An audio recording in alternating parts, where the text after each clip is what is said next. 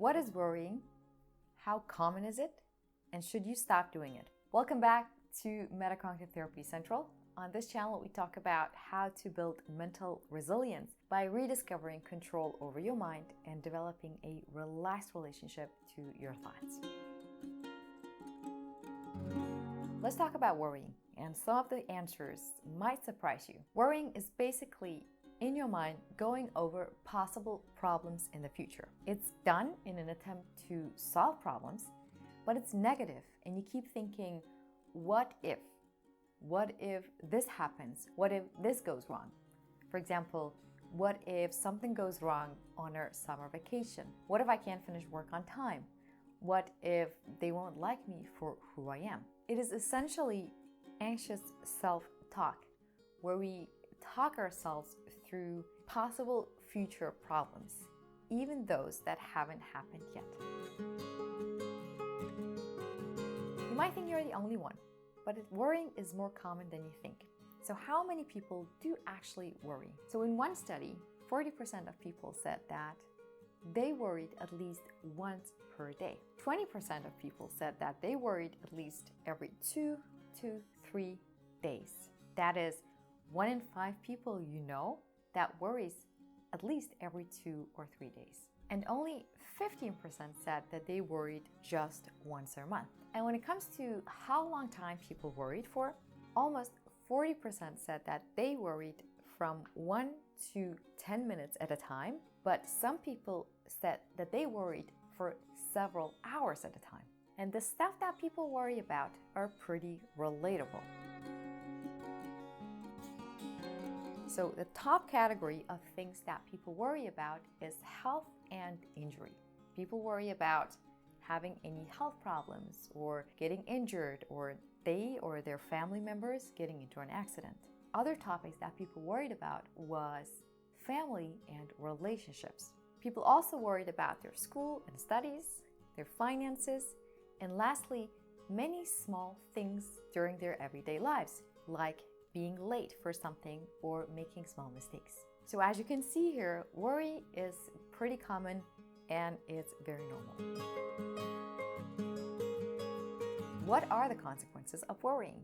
According to studies, the main consequence of worrying is anxiety. When people worry, they start getting anxious, they start feeling dread, their bodies react with heart racing, muscles tensing up, feeling sweaty, having a pit in your stomach.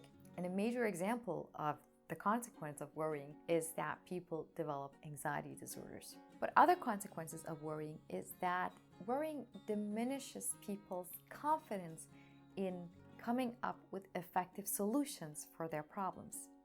In contrast, thinking objectively about a problem tends to gain better outcomes, rather than just worrying and going over what if this happens and what if that happens, which is essentially just dwelling on the negative aspects of the problem rather than thinking in terms of creative solutions. But here's the thing, not everyone who worries develops an anxiety disorder.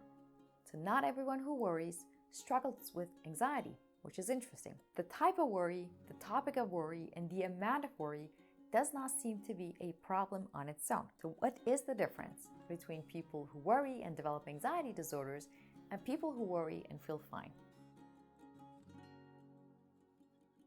And according to the theory behind MCT, the main difference is that those who develop anxiety disorders, those who struggle with anxiety, is because they don't believe that they can stop worrying. So they have this idea that their worrying is uncontrollable. So whether you believe that you can stop worrying is incredibly important.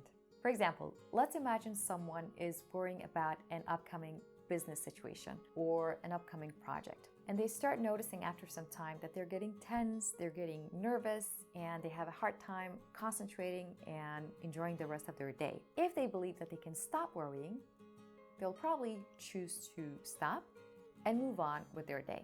And soon the worrying, the tension will go into the background. But for someone who worries like that, and on top of that does not believe that he or she can control the worry, well, a few things will happen. Either this person will continue worrying, because it makes sense. If someone does not believe that they can stop worrying, they will just continue worrying because the worrying feels out of control. Or they may use unhelpful strategies to try to stop worrying. Some of the most common strategies that people use is to either suppress the thoughts or distract themselves or avoid something that triggers worry. So it makes sense. If I suppress the thought that triggers my worry, then I don't have to worry altogether, and that will help me not worry, I think. If every time I start worrying, I pull out my phone and start doom scrolling or watch something or occupy myself with something else, that will help me stop worrying for some time and give me some relief. Or I could avoid the situation altogether so I don't have to worry about it at all. In my experience with clients, these are the common coping strategies that they use to try to control their worrying if they don't believe that they can stop the worrying on their own. But there are also other ways people try to stop worrying.